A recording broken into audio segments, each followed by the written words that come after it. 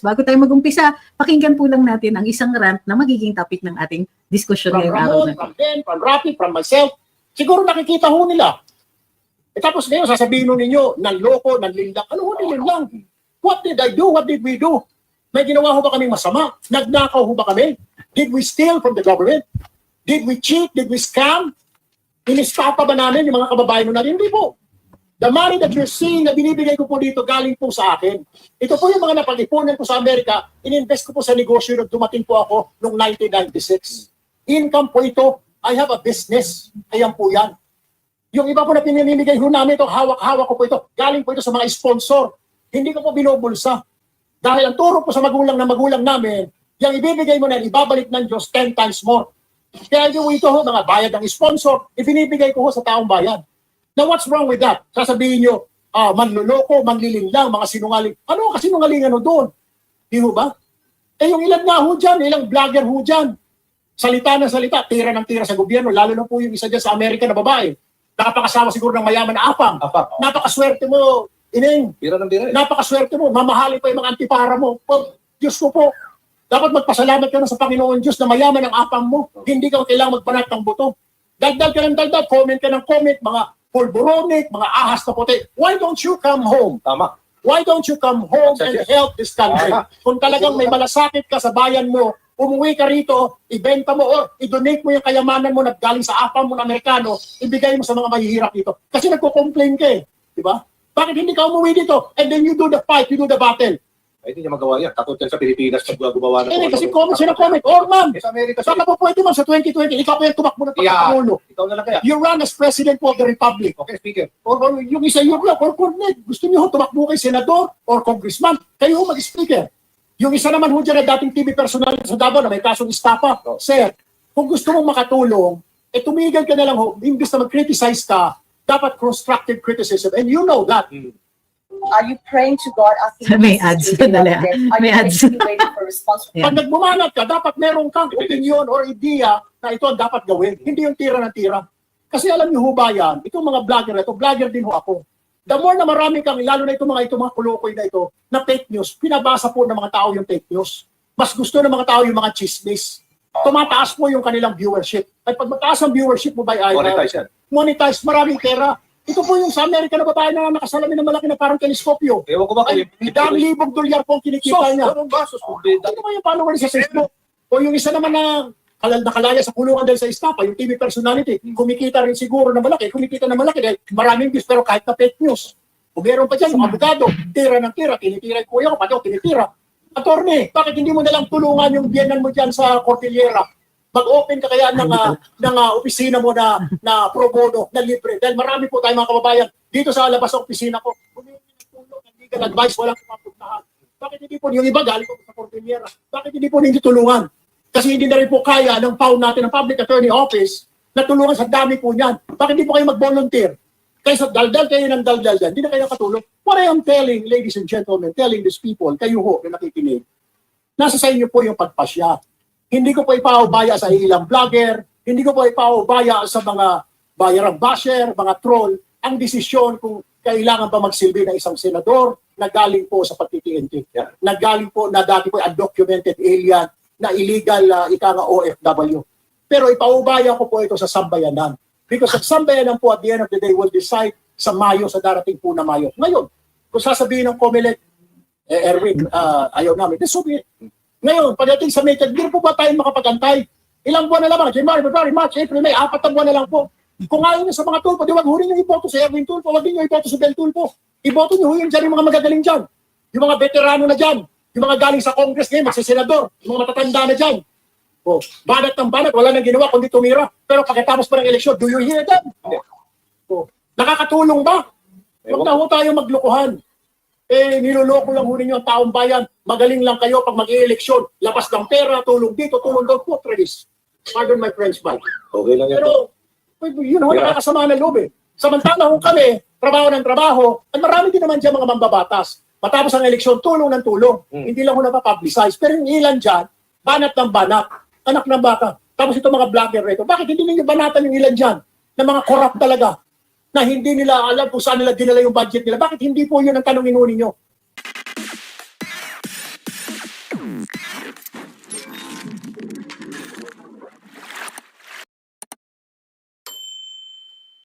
Actually, Mr. Tulfo, tinatanong naman namin, kaya nga nagpaplano ang mga colleagues ninyo sa Kongreso na ipatawag ang ilang mga vloggers.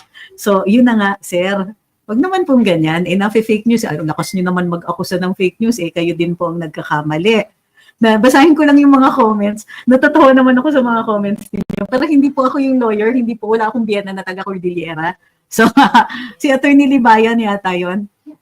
Gayon pa man. Kasi solid si Attorney Libayan pagdating sa mga Tulfo. Talagang bumabanat siya. But I think fair naman yung banat niya. Well, may kasamang but may pitik talaga. But still, alam naman niya yung sinasabi niya. So, gusto ko yung mga comments ninyo. Yung mga tipong, nag-meltdown, yung mga ganyan. Ang gagaling. Teka, sabi ni Monica, 0 vote for Tulfo. So, ad hominem Eric. Sabi ni Libra, ay naiiyak na. So, yung puro gano'n, iyak na.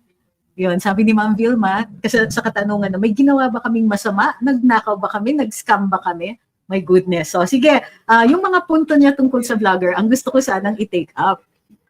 Dito naman sa kabila, sabi ni Ma'am Aileen, akala ko matapang si Erich Sylvester. Sabi ni Mana Chemerans, dami na nila sa posisyon, mga Tulfo family. It's me, Rizzy, says, parang bata yung tantrums ni Erich. Sabi ni Kurikong, nasobrahan sa sip-sip mga Tulfo, ulupong naman ang utak. Uy, grabe. Sabi ni Ma'am Alicia, si Erich, aka Erwin, nag-tantrums dahil nakansela ang American Dreams passport. Okay? So, in fact, na pinakinggan ko si Madam Maharlika yung tungkol dito and yung partial na sagot niya. Natatawa naman ako at she can go toe-to-toe. But let's look at yung niya. Ano ba ang kasinungalingan daw doon? Ano ba yung ginawa nila?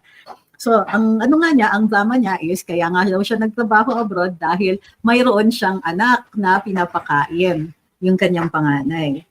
Pero, that's neither here nor there. Hindi niya sinasagot yung fitness for office. Kasi yun po ang diskurso ngayon. Yan ang dinidiscuss. Lumabas ang balita tungkol sa kanyang, sabi niya TNT, pero syempre merong documents na lumabas na hindi naman niya ma-deny na siya po ay nag-claim ng US citizenship. So yung US citizenship na yon bunga ng pag-falsify ng kanyang birth certificate. Now, ang pinag-uusapan dito ng taong bayan, dahil siya po ay kandidato para sa Senado, syempre ang pinag-uusapan, ito ba ay nararapat para sa ating boto? Nararapat bang iboto natin ang katulad niya? At some point during this rant, sinasabi naman niya na, huwag niyo iboto ang mga Tulfo. Talaga, tama po kayo, Mr. Tulfo. Hindi ka namin dapat iboto. Yun po yung diskusyon. Huwag po kayong magagalit dahil kayo po ay public figure. At dahil public figure po kayo, tumatakbo po kayo for elections, kahit paano ba batikusin po kayo, lalong-lalo na dun sa fitness ninyo for office. O di ba? Tanong ni Ma'am Karen Mata, bakit galit yan? So, sabi ni Ma'am Juliet, basta, my family and I will come and I will campaign ko po sa relatives ko na wag iboto lahat ng Tulfo, wala namang ginawa sa bansa. Sabi tuloy ni Ma'am Liza, affected kay Madam Maharlika. Agree naman ako dyan. Sobra siyang na-affect nito. And bakit naman? 'Di ba? Pareho naman silang may plataforma. Pareho naman silang may mga milyones na nanonood. Si Mr. Tulfo nagagalit sa sinasabi ni Madam Maharlika. Pero hindi ba ganun din po ang ginagawa niya kapag siya ay nagbabatikos ng ibang tao? Kumbaga, what's good for the goose is good for the gander. Sabi ni Juan, kagagawan mo yan, Erich. Bakit ka sa vloggers nagagalit? Sabi ni Miss Jo, nasunog na nga ni Kong Goma Nasunog na ni Kong Goma last month, tapos ngayon January, sunog ng taong bayan. Iyak pa more. Tinatanong ni Sky, posible po ba kung manalo si Erich this election, ma-disqualify po siya due to citizenship? Actually, hindi nga po citizenship yung issue niya. Dahil dun sa dual citizenship law, kapag ikaw ay kumuha na ng ibang citizenship, i-renounce mo lang yon, magsusubscribe ka uli, you will swear allegiance, or re-swear allegiance, and i-recognize uli yung iyong Filipino citizenship. So, hindi po yun yung naging issue niya sa COMELEC. Ang pinag-uusapan natin dito is not a legal issue. It is an issue of fitness. Kasi hindi ba yan po ang parating katanungan sa ating mga botante? nararapat ba itong taong to na umupo? Hindi po ito question of his disqualification. Kasi madi-disqualify lang siya under our law kung siya po ay na-convict by final judgment at at may hatol na disqualification. So, ang tanong is, tapos na ba yung 5-year disqualification period niya na ni-raise nitong last elections? So, isa yun na pwedeng tignan. Pero yung tungkol dito sa kanyang pasaporte, iba po yan. As long as under the dual citizenship law ay na-regain na niya or na-recognize na ang kanyang citizenship. Sabi ni Mr. Ricky G150, galing ni Erwin, pointing to himself and brother niya, Rafi, na sinasama pa niya mga katropa niyang Crocs. Sabi ni Ma'am Apple, mahal natin to dati si Erwin but now, matatok to sa election. Matatok. Yun, tama, sabi ni Edmond, it's a moral issue. Sabi ni CG Hyun, pwede siyang mambatikos, pero siya, hindi siya pwedeng batikusin. Oo, nagagalit. Dapat hindi rin siya, kasi yun naman yung buong format ng mga programa nilang magkakapatid, hard-hitting sila. O ngayon, sila na yung na-hard-hit, dapat be able to take it, diba? Kasi kahit naman tayo dito, dinadaanan tayo ng mga bashers, dinadaanan tayo ng mga trolls. Hindi nga ako nagkakaso, even if some of them kakaso-kaso talaga. Bakit? Kasi naniniwala ako sa free speech. Pagka medyo malala na yan, at some point, pwede ka naman mag-file ng kaso. Pero sa ngayon, hindi ko pa nakikita na ganon kalala. Ito, sabi ni Joe Bars, kung ang mga tulfo ang bumabatikos, parang sila may-ari ng mundo. Ngayon, sila binabatikos, iyakin pala. Sabi ni, walang name. I think mas bagay po pag nakalugay hair nyo. Hindi lang po kayo sanay. Minsan-minsan nakalugay talaga to. Sabi ni Guillermo, hindi naman ang pagboto ang issue. Ang issue, bakit hindi nasunod ng rules ng batas at COMELEC? Anong rule po ang hindi nasunod? So, ako ba yung ina-argue mo, Guillermo? Anong rule? Paki-cite na lang po para ma-discuss natin. Anong hindi pagboto? Yan nga po yung sinasabi natin. Kung hindi na nasunod, ano po yung rule? Kasi alam ko yung kay Senator Rafi, yon may issue talaga yon. At hinagis ng COMELEC dun sa Senate Electoral Tribunal. Hindi na pinursunong mga nagkaso sa kanya sa COMELEC dun sa SET. Kasi medyo mahal na yon. So, ang tanong ko nga sa inyo, ano ba yung dinidiscuss ninyo? At ako ba ang ino-oppose mo sa sinasabi mong ganyan? Sabi ni Ma'am Jasmine, issue is kung kaya niya, ni Erich or Erwin, magsinungaling, mangdaya sa papeles or identity niya sa US at Pinas, anong gagawin niya pag nasa higher position siya? Correct. Sabi naman ni Maverick, kung wala ang mga vloggers, di namin malalaman ang baho niya. Iyak lang, Erich. Sabi ni Marlu, reality bites. Sabi ni Shian, si Rafi, imbestigahan yung loto ngayon, tumahimik na dahil nabayaran na. Sabi ni Ma'am Rosie, pag sila ang tumira, grabe kung magmura. Pag sila, akala mo aping-api.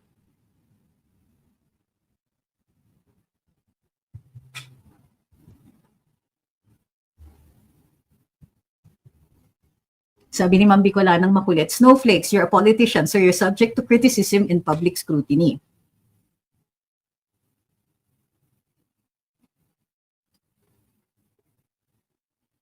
Sabi ni Ernest, convicted ng libel, di ba moral turpitude na yon para ma-disqualify? Yes, may nag-file. Yung tanong dito sa kay Erwin ay pwede siyang filean pa rin up to now. At tanungin kung bakit siya hindi disqualified. Samantalang, mayroon daw siyang conviction with final judgment. Nagbayad na po siya ng fine. Hanapin natin. Okay, so, pero 2008 yung conviction eh. She had it in his conviction on 4 counts of libel. Tinitignan ko yung libel niya eh. Okay, naging issue sa Commission on Appointments yung conviction niya sa 4 counts of libel. But the conviction was in 2008. Ang tanong is, kailan ito naging final and executory? O yun, the Commission on Elections in 2023 issued a certificate of proclamation kay Tulfo for Axis party list. So, ang tanong is, kailan po yan? Sabi ni Ma'am Marie, maiba lang, parang vampire siya. Si Attorney Trix, grabe ang bata ng peg. Sabi ng ma'am ko, ganda mo daw. Ay, so mami nyo. Sabi ni Ma'am Sarah Jane, mabuti na lang may mga vloggers na hindi bayaran, nabubuko mga kabalbalan ng mga nakaupo. Okay, so muli, hindi issue kasi binigyan siya ng certification ng COMELEC. Yung issue ng citizenship niya, is when he once he had swore in again and denounced his foreign citizenship. Yun lang kasi nga ang kailangan sa dual citizenship law. Sabi ni Daryl, fearless forecast, maabsuelto yan sa COMELEC. Ano bang issue niya sa COMELEC nga? Wala nga eh. Ulitin ko, ano yung issue niya sa COMELEC? Yun nga yung, ang tinatanong namin dati, ang question namin yung kay Senator Raffy. Kasi nga, yung kanyang conviction, kakatapos pa lang. In other words, hindi pa tapos yung 5 years niya na disqualified siya. Tapos, hindi naman tinuloy yung kaso niya doon sa Senate Electoral Tribunal. Dito kay Congressman Erwin, ang tanong is, kailan naging final yung kanyang conviction? Kung 2008 yan, tapos na yung disqualification niya.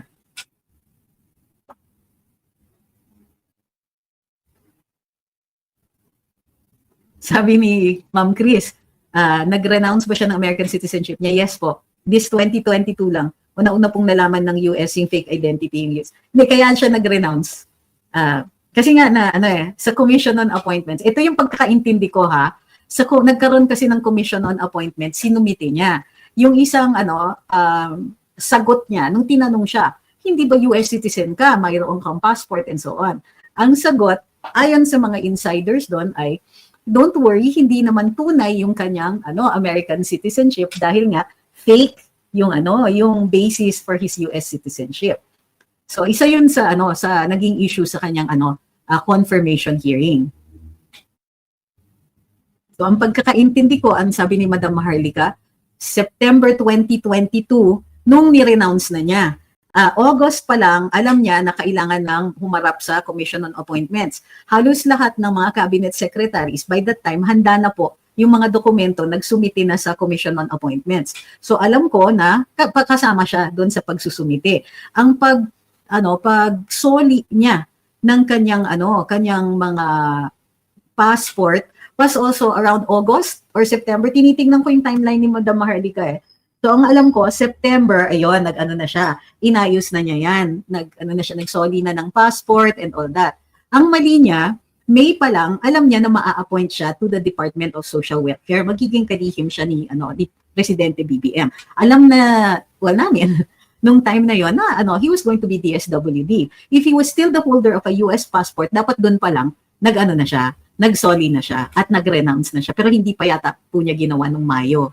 He waited until nag-umpisa na po ang BBM administration at naka-attend na siya ng inauguration. Kasi right after inauguration, it was the first cabinet meeting so umupo na kaming lahat Sabi ni Mirasol, kung ayaw mo Erich na mapuna, di wag kang tumakbo sa public office. Doon ka lang sa bahay mo kasi para ka nang na pagsagi umaray Oo nga Sana naman masanay siya. Kasi nga, hindi rin, tignan nyo yung mga kasamahan niya sa Quadcom, may inaaraw-araw ng mga vloggers, kitang-kita sila. So, kung yung mga kongresista na iba, tila mas sanay. Pikon din. Pero ito naman si Kong Erwin ngayon pa lang siya nababatikos, in-enjoy naman niya yung pagiging number 1 niya sa surveys. I think also part of the reason for his meltdown is nag-aalala siya doon sa kanyang sariling ratings. Di ba?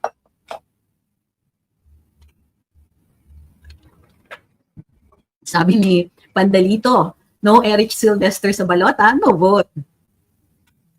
Yon, sabi ni Chacha, ang ganda yung pagkasabi niya, hindi naman issue na naging TNT siya The issue is fraudulent yung papers niya to acquire his US citizenship.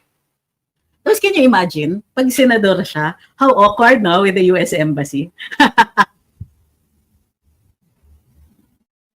Ang suggestion ni Cyberpunk Panda, mag-comment kayo sa live ni Erwin ng Hi Erich. Baka magka-second meltdown kayo naman. Daryl says, fearless nabasa na pala natin. Grayco says, ano po kaya na pangalan ang ginamit niya sa filing ng COC? Erich Sylvester or Erwin? Erwin Teshiba. Gilbert says, dapat before tumakbo as politician, may clearance from the Supreme Court. Ay, hindi po kasama yun. Anong clearance from the Supreme Court? Kailangan yung lumilitaw naman lahat ng cases pag NBI clearance. Yun lang po ang hinihingi. So may kasama po natin, kailangan ipapakita mo pa rin kasi nga dadaan ka ng commission on appointments pagka nasa cabinet level ka So magsasubmit ka ng NBI clearance. At iimbestigahan ka din ng NBI. Ganun po yon. Sabi ni Ma'am Grace, when Erich was confronted with the truth, he attacks the messenger with no substance. Aray. Huwag naman mag-alala kasi bihira naman yata may substance.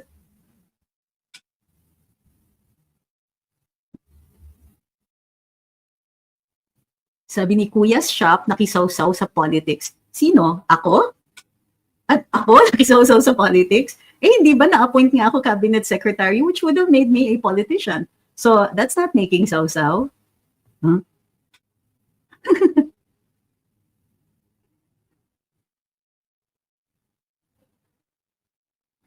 Sabi ni Mirasol, Erich, sumbong ka kay Kuya Rafi para mapanood namin sa TV5 kung paano ka magsumbong. Tiyak maraming manunood. Isa ka na ako doon. Sabi ni Ma'am Dulce, never run for senator po. Unbecoming talaga ugali mo. Ugaling walang pinag-aralan ka. Embarrassing naman as senator. Talaga, hindi namin kayo iboboto. Sabi ni Blunt and Tactiles, dual citizen could mean half gizzard, half offals. Di ang sarap niyan sa mga sa mga aswang. Sabi ni Cyberpunk, hindi madidisqualify yan kasi magagamit ni Tamba para maging aso. Kaya dapat wag niyo iboto. Tama. Exclude him. That is the political solution.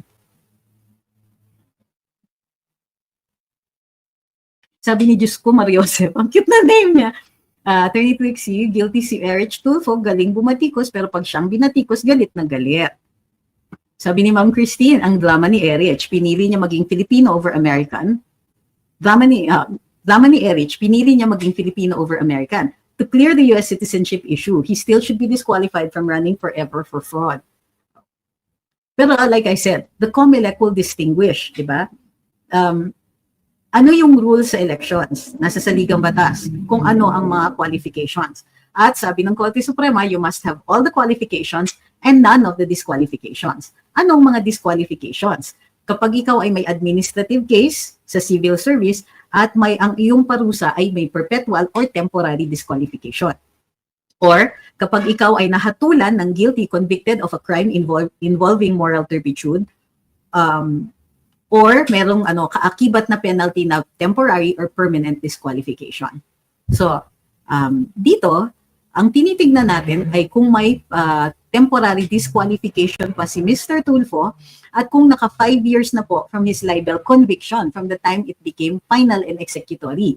Ang lumilitaw po so far sa ating mga search ay ang conviction niya was in 2008.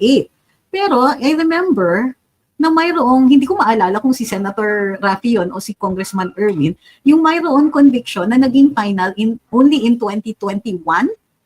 So, I'm not sure nga which one it is. If it is Congressman Erwin, then hindi pa siya dapat pwedeng tumakbo. I-erase na lang yung issue na yon through a formal complaint doon sa COMELEC.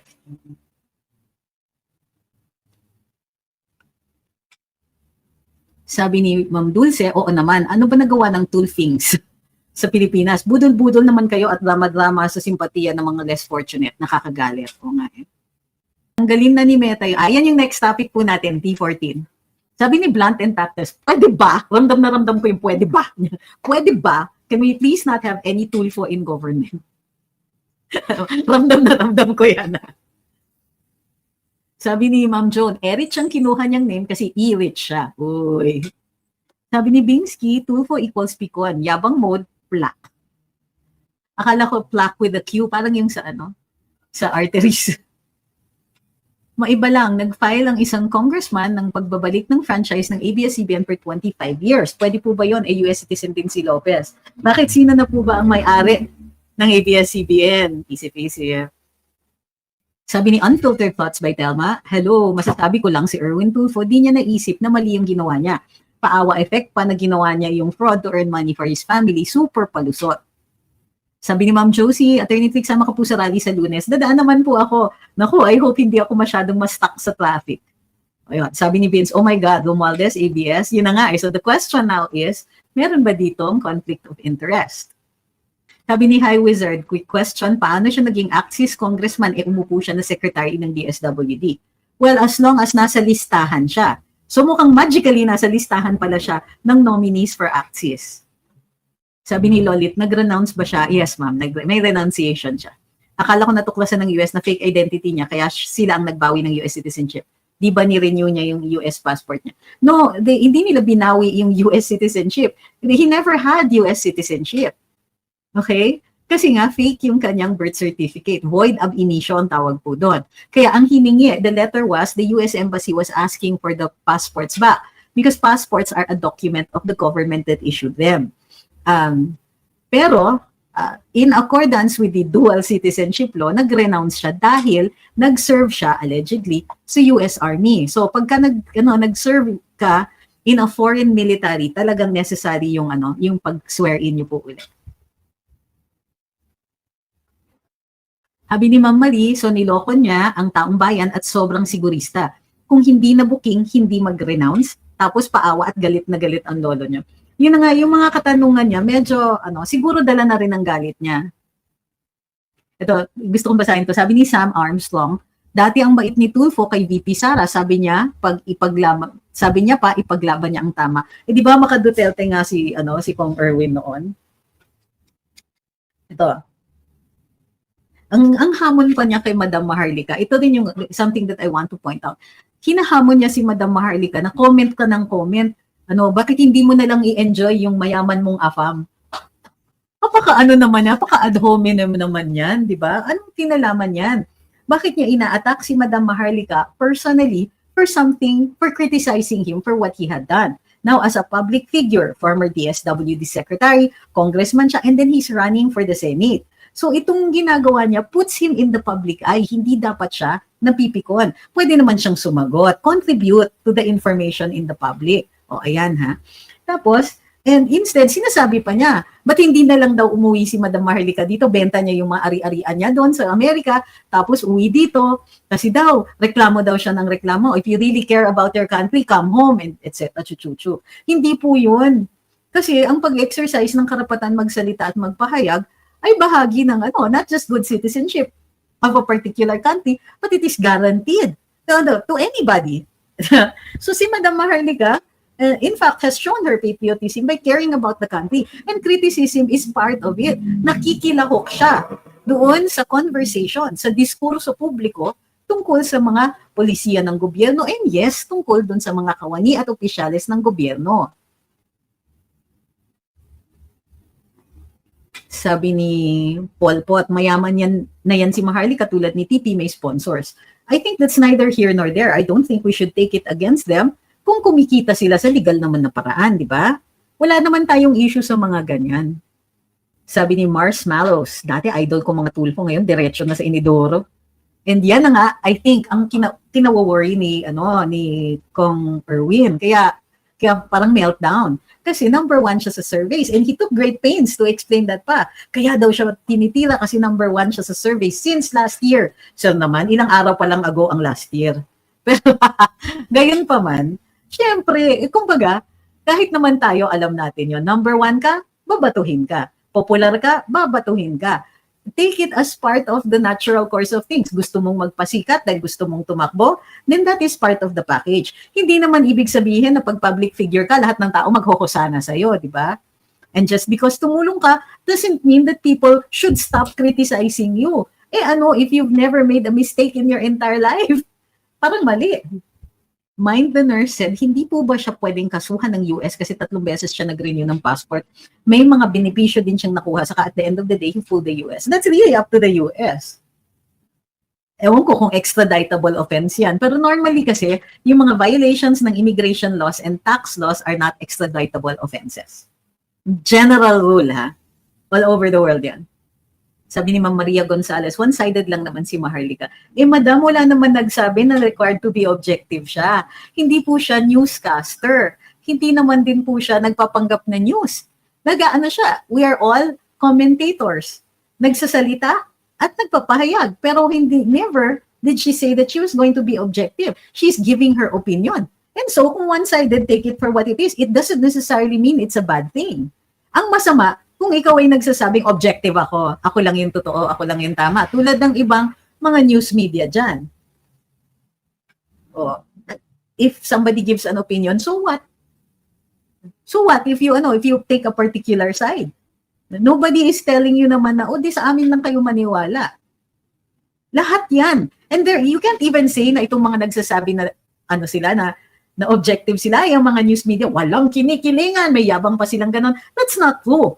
At all. There's zero truth to that. Kasi doon pa lang sa kung anong storya ang ilalabas nila, they already make a decision. May kinikilingan na sila. Why this story? Why not that one? Why, let's report about the, let's report about the alay ng Malacanang instead of the good works of the Vice President.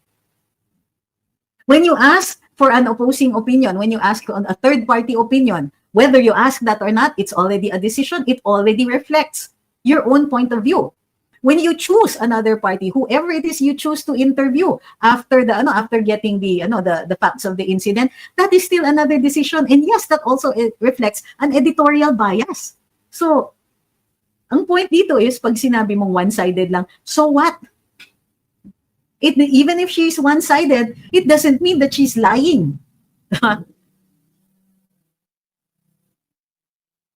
even if she makes mistakes, hello, ang FAD media, they make mistakes. The difference is, pag vloggers, not only do we get called out, pero binabash kami ng kung sino-sino. As if naman you make a mistake once, you'll be making a mistake forever. That's not true. That's not testimony. So, and if I make a mistake, I correct myself. Kami sa Luminous, we correct ourselves. We also clarify. Madam Maharlika does the same thing. Ang nakakairita pagdating sa FAD media, and take note dito, Rappler, ang FAD media, pag nagkakamali sila, nililibing nila yung kanilang apology in the middle pages. They don't get to share space.